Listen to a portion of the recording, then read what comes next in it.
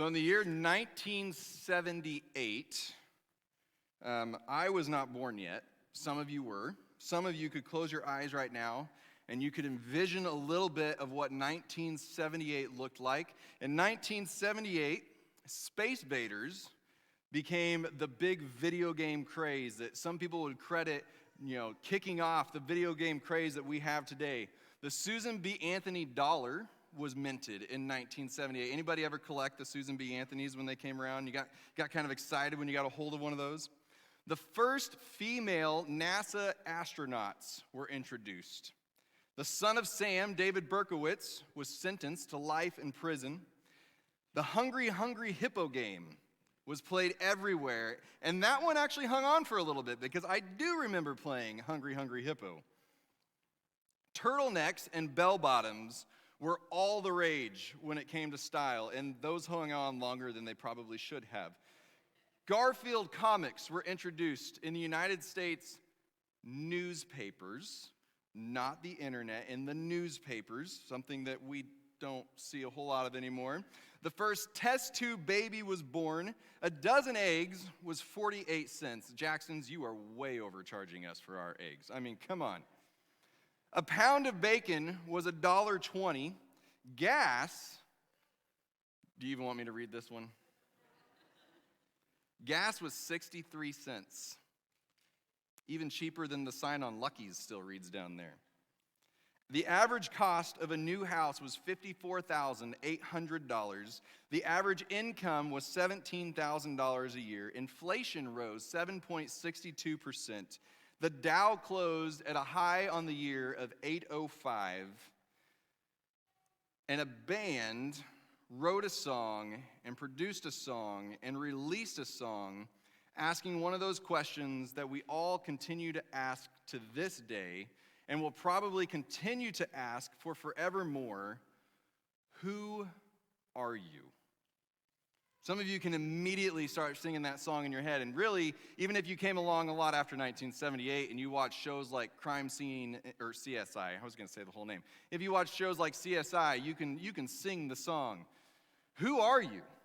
Who are you? Ironically done by anybody? The Who. Yeah, it was real creative for them. And we continue to ask this question every single day. We've been asking this question since way before 1978. People ask themselves, who am I? People come up to you and they say, who are you? Only we tend to define it a little bit differently as far as who we are, because the question often is misphrased, what do you do? Because so much of who we decide that we are is wrapped up in what we do. When you go up to somebody, you might ask them what their name is. And so maybe to that point, you're saying, who are you? But typically, one of the first questions that we come up with for people is, so what do you do? And as we're trying to decide who it is that we are, and we're trying to figure out who it is that we are, how much of that comes down to what you do? As you think through it, who am I? How many times do you answer that question based on your occupation, based on your hobbies? How much of that question is answered based on what other people think of you? And then how many of those occupation and hobby questions are answered based on what other people will think of your occupation and your hobbies? Let me clear that one up just a little bit. I like to run. I think that I genuinely like to run. But I realized several years ago that I had gotten to the point where it was not so much the enjoyment of running, it was that I wanted to be known as a runner. And so when my knees, I don't feel like I'm old enough to say this, but when my knees started to act up a little bit, it was this little bit of a crisis for me, like I'm not going to be able to do this forever, or at least not if I don't switch some things up, but I'm not going to be able to keep running like I'm running right now. And so I won't be able to tell people anymore that one of my favorite things to do is to run, when really on some days I'm not even sure that I like to run in the first place. I just like to tell people that I'm a runner. Anybody else relate with that? That how we define ourselves, maybe not with the running, but with something else, so much of how we define ourselves is based on how other people are going to interpret what it is that we do? When we put on clothes in the morning and we look in the mirror, do we think through, wow, I like this outfit? Or do we sit there and we think, I wonder if somebody else is going to like this outfit? You know, guys are trying to get the girls to like their outfits, and the girls are trying to get the girls to like their outfits because they really don't care what the guys think. It really comes down to what the girls think, and everything comes down to what the girls think. And the sooner you teenagers realize that, the better off you will be. It all comes down to what the girls think. But we sit there and we define who we are based on what other people think. Or we sit there and we wrestle with ourselves as to who do I think that I am in the first place? And man, that's a dangerous conversation to have. It should be a healthy conversation for us to have. But man, many times if the only relationship that I'm investing in and the only conversation I'm having in as far as who I am is with myself, I can tell myself a whole lot of lies about who I am. Some of those can be good lies. Some of the, not good in the sense of a lie is good, but I can build myself up a little bit higher than I really am. I can let myself off the hook a lot easier than I can let other people off the hook sometimes. Or it flips way to the other side where the person that I'm the absolute hardest on and I tell the biggest lies to in the negative sense are lies about myself. I look in the mirror and I don't like what I see.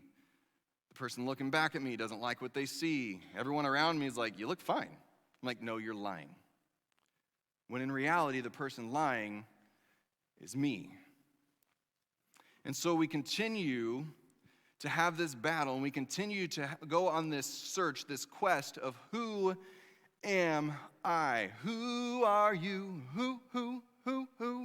I had to do it at some point. I mean, you can't just introduce that song and not sing it at some point in the morning. We continue to ask the question. Well, I want to look at a verse, a statement that Jesus made that maybe we don't often look at when we're looking for an answer to this question. In fact, if we don't pursue God, we're definitely not looking to this to find our answer. But even for those of us who do claim to follow him and who do pursue him and who do want to live in his presence and in his promises, this may not be our go-to verse to define who we are and to find that answer for who we are. So I want to introduce it to you in maybe a little bit different light this morning. It's found in Matthew chapter 22. Jesus has had a teacher of the religious law, a leader in the temple, come up and ask him, what is the single greatest commandment? Trying to trap him. We could get into that whole part of the story of what they were trying to do with this. They were trying to prove that he wasn't who he said he was. They were trying to get him in trouble. They wanted to take Jesus down, and so they asked him, what's the single greatest commandment? And some of you are already sitting there and you're going, how in the world is he going to answer this question about who I am out of this answer that Jesus gives? Because you know what the answer is that he gives. In Matthew chapter 22, we read Jesus' reply in verse 37. He says, you must love the Lord your God with all your heart, all your soul, and all your mind. He quotes way back in Deuteronomy, and all of a sudden they're like, okay, that was a pretty good answer. But he keeps on going with this one. It says, love the Lord your God with all your heart, and with all your soul, and with all your mind. And in Luke, it says also with all your strength. This is the first and greatest, and the second is equally important. Not second as in a little bit less important. The second is equally as important. Love your neighbor as yourself. I want to propose to you, and I'm going to do my best in maybe the shortest amount of time that you've ever heard the answer given to you as far as how to find out who you are. I want to propose to you that there are 3 relationships that are key to giving you the answer to who you really are. The first one of those relationships that we find in here seems pretty straightforward. It's the relationship with God. Love the Lord your God with all your heart, with all your soul, with all your mind, and with all your strength. The second one seems pretty straightforward too. Love your neighbor, and we're going to call them today others, as yourself. Love your neighbor. An important relationship is the one that you have with other people. But hidden within there that we can easily skip over it because we hear so often, you've got to love God, You've got to love others. I mean, everyone around us jumps all over the one of love others, love others, love others. They may not agree or care about this love God side, but they are all about the love others side. But there's a third relationship in there that we skip over so often, and it's the relationship with you. It's the relationship with yourself. Love your neighbor. He doesn't say love your neighbor, period. End of sentence. Nothing more after. Love your neighbor as yourself. Which means you have to love yourself. Because if you don't love yourself, then what that really translates into is you don't have to love others. And we know by looking at the teachings of Jesus that he's not going to tell us you don't need to love others. He says it over and over again to love others. And so that means we also have to love ourselves. I don't like to love myself a lot of the time. In fact, I hear all sorts of stories about myself, sometimes from other people, but most of the time from myself. It's a hard relationship to have. I can admit it. Some of you are more than ready to admit, like, yes, Justin, a relationship with you is very hard to have. I don't know how Sarah does it. So I get it. But in order to love ourselves and in order to answer this question of who we are, this is a big old circular thing going on here, and you're going to start to see this. We have to know how to have a relationship with this one. We have to know what it means to have a relationship with God. And in order to have a relationship with God, we have to understand, we have to come to accept that he wants a relationship with us. And that when he makes this command of love the Lord your God with all your heart, soul, mind, and strength, he's not just sitting there saying, hey, you, love me whether you like it or not.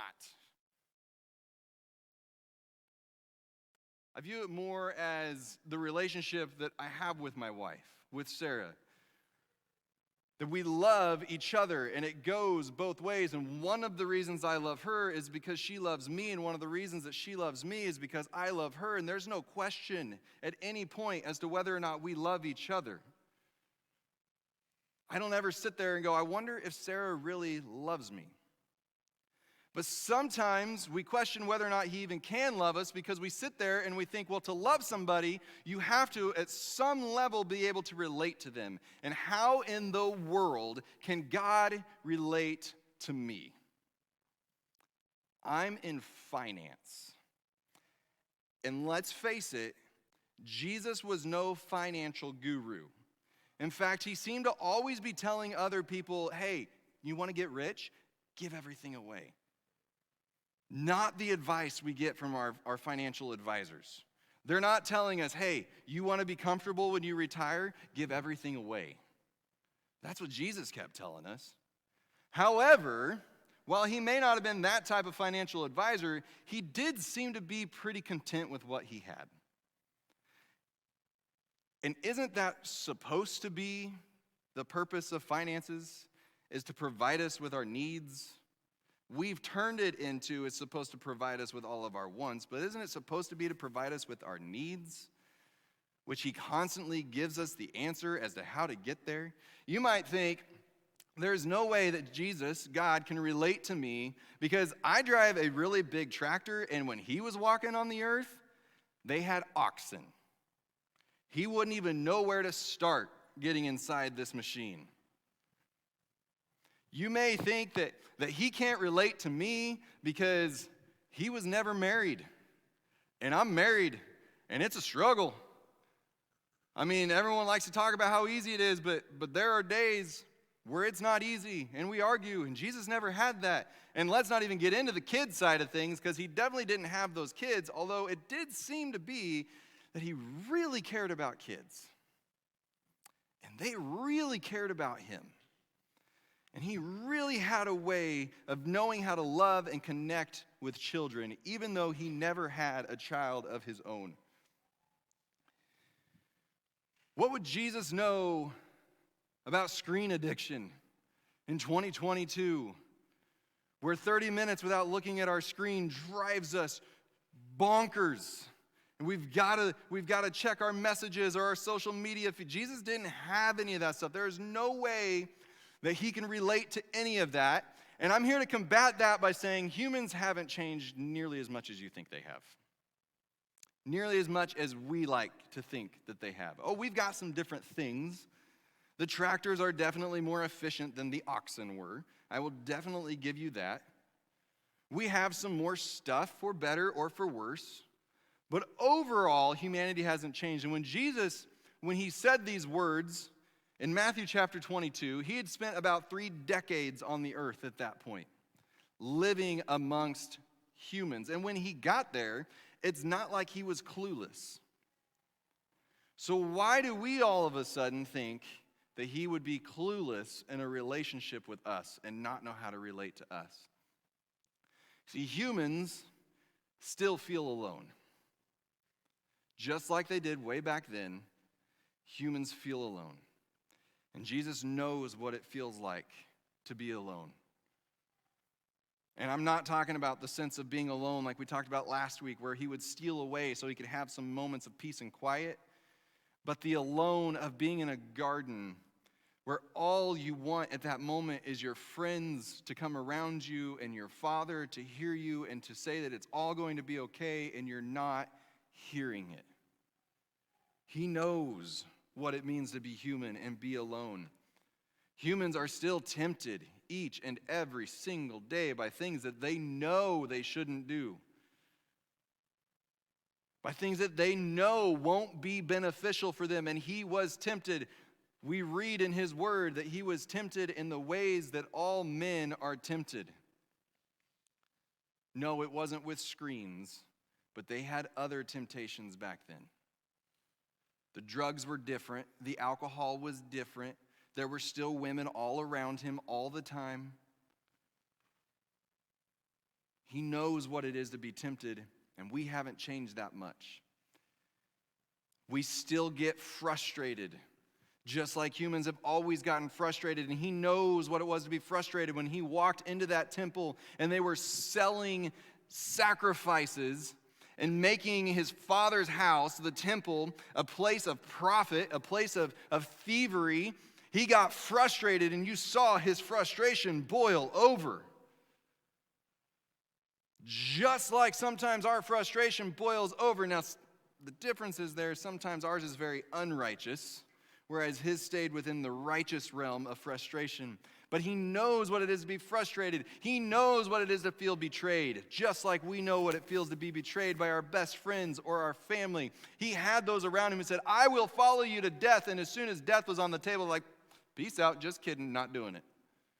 He knows what it is to have your friends run away. He knows what it is to have one of your closest friends be the one to ultimately give you the worst stab in the back of all. His went to the cross. Ours can go some pretty bad places too. He knows what it is to receive lies about you. And we still tell lies and receive lies every single day. The only difference there is he never told them. But he knows what it is to have the people around him make up stories about him to tear him down. We still worry, just like we did back then, which is why he spent time in the most important sermon that was ever given, talking about how there's no point in worrying about tomorrow. Social media is a great spot to go on and see what everybody's worrying about for tomorrow. A year ago, everybody was an expert on infectious diseases, and we were all worried about the infectious diseases in our world. And now we're all experts on foreign affairs, and we're all worried about how high the gas prices are going to go tomorrow. We always find something to worry about for tomorrow, just like they were doing back then. And humans still crave relationships. We may say that we like to be a lone wolf and we want to be all by ourselves, but deep down, humans still crave relationships. Now, the extroverts, they crave 1,000 relationships, and then you have the introverts like, I'm happy with 2 or 3. But we still crave relationships in our lives. My brother we think he was always joking, but he used to talk about how he was going to find his ideal wife, and he was going to start out by finding some rich old woman. His words, not mine. If it's offensive to say rich old woman, I'm sorry. But he's going to find a rich old woman that was like, she was close to death, people. Because then when she died, he'd have all of her money. And so now he'd be wealthy. And then he'd go out, because he has all that money, he'd be able to get the attractive wife, like the one that everyone looks at like, ooh, look at her. And he'd be like, yeah, this is my wife. But because he told himself that he wasn't that attractive, eventually she would get bored with him. She would take half his money in the divorce. And at that point, he'd still be wealthy, but he'd go out and he'd find love. I guess at that point, it didn't matter what she looked like or how much money she had. He just wanted to find love finally. But what he was going for in all of those, now, thank goodness he skipped some steps in there and he just went straight to step 3 of, I just want love. Now, I do think that he found a woman that he finds incredibly attractive. He didn't care about her money side of it, finds her attractive, all those good things. It's not like he just went like, I'm just going to find somebody ugly or anything like that. Jordan's going to hear this and be like, dude, you totally butchered my story. What he was looking for in the reality side of that, not the joking side. If you knew my brother, you'd know that those are the kind of jokes he tells all the time. Because he was craving a relationship. And as we look to loving God, we're looking for someone who can relate to us.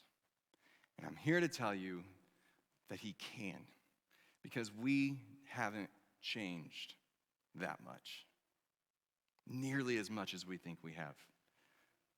Yes, the world might look different, but inside we are still pretty much the same as we were 2,000 years ago when he was walking on the earth physically with us.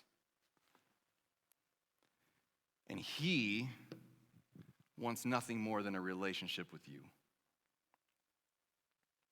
He wants nothing more than a relationship with you because he loves you that much. He's not sitting there and saying, hey, I need you to love me even though I don't give a rip about you. He's saying, you love me, I love you, and by loving me, this nice, beautiful circle, your life is actually better.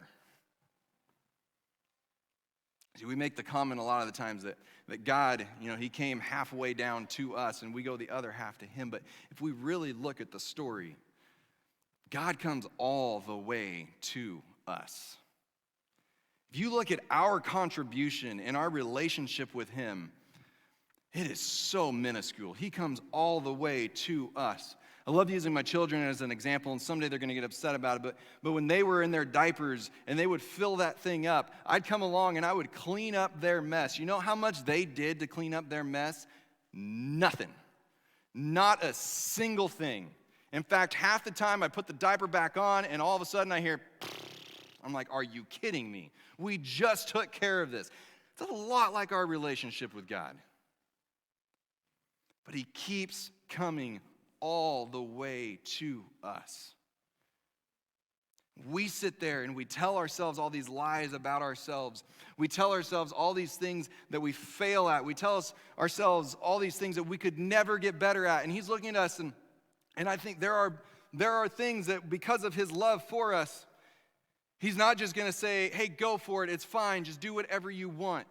He holds us to a high standard, not because he wants us to be this perfect, you can't ever do anything wrong, but because he knows that these are the ways that your life will be the best. And in his love for us, as we're saying, I'm alone, he's looking at us and he's saying, no, I'm right here. And as we say, I'm ugly, he's saying, no, you are fearfully and wonderfully made. And when he says, no one wants me, he says, I am so glad that you're alive.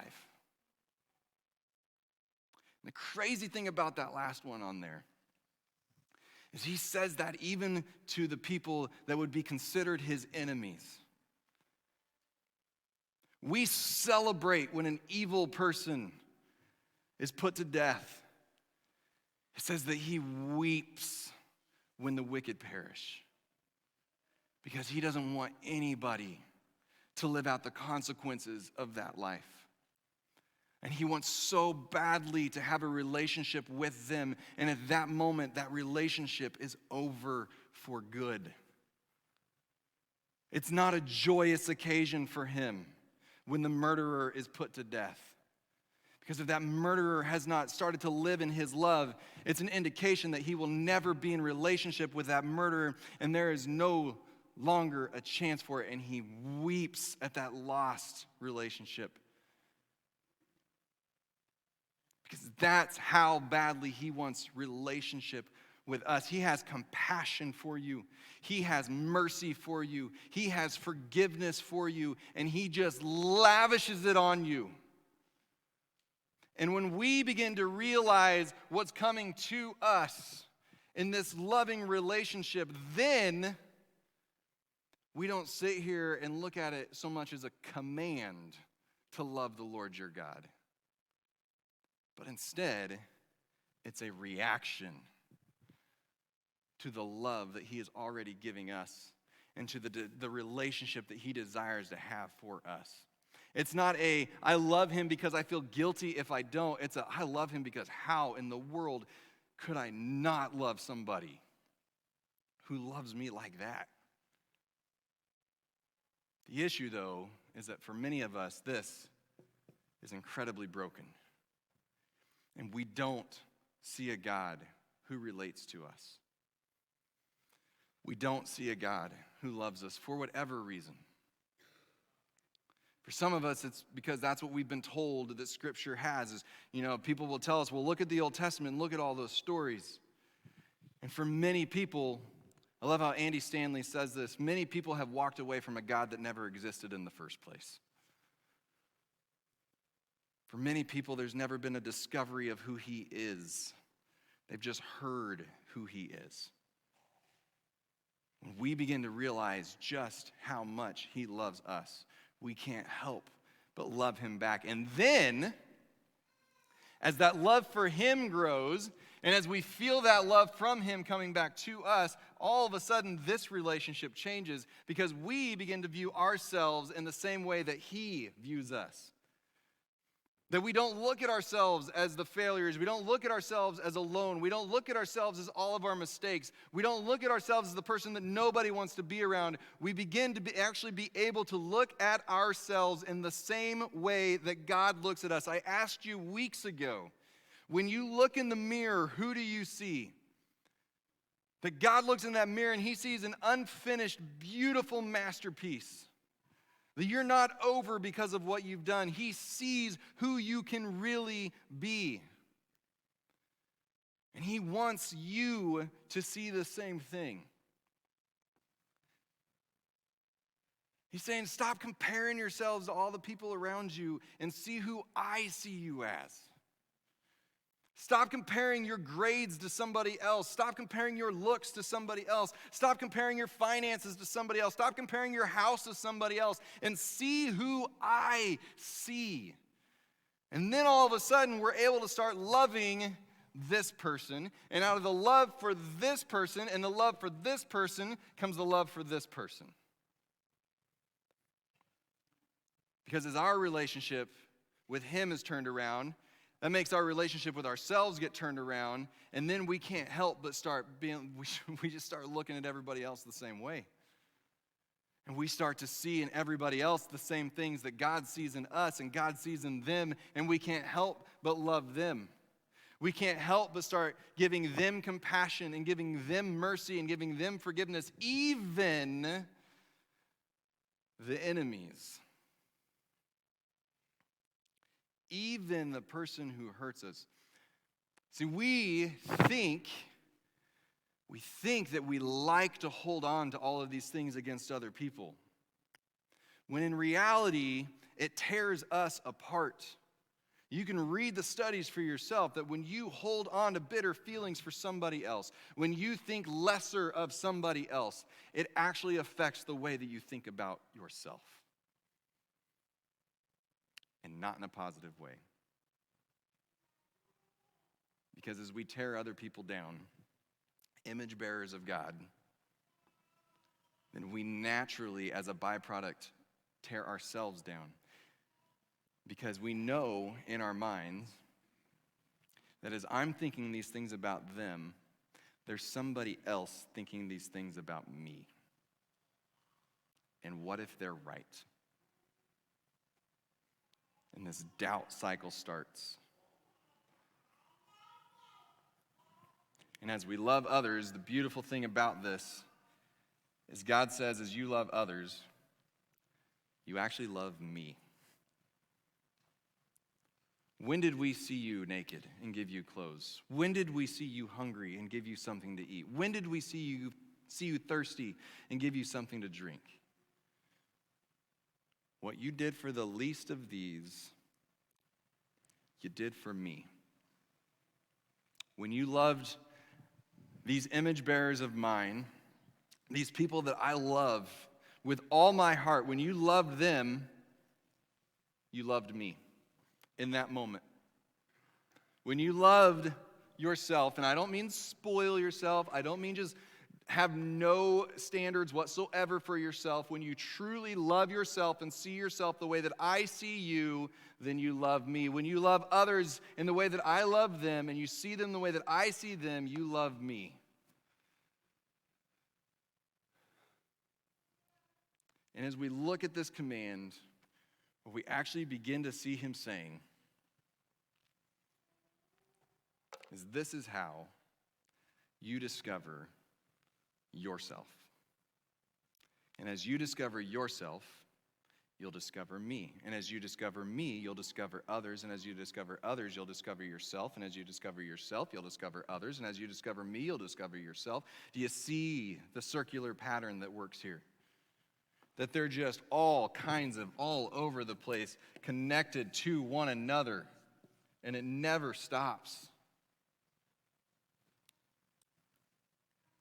Who are you? Now, what do you do? Who are you? Who do you say you are? Who does God say you are? Who does God say other people are? Love the Lord your God with all your heart, with all your soul, and with all your mind. This is the first and greatest commandment, and the second is equally as important. Love your neighbor as yourself. All of the law and the prophets hinge on these two things. God, we thank you for loving us in a way that actually helps us to discover ourselves. We thank you for this command not being about building yourself up. You can't be built any higher than you already are. You are God. But within this command, there's this little bit of awareness that starts to come out as to just how much you love us and how much you love others and how much you want us to love others and how much you want us to love you and how much you want others to love you and others to love us. And God, it's this beautiful thing as we begin to really dig into it and look at it. Incredibly complicated, but incredibly simplistic all at the same time. God, I pray that we would take your words to heart, that we would understand that love that you have for us, because I know that would make it so much easier to love you. And we would take it to heart, those words that you gave us to love others, that as Louis Giglio put it, that we would stop receiving with the shovel and dispensing with the spoon. But that we would just love and begin to see what happens with that. We pray this in your name. Amen.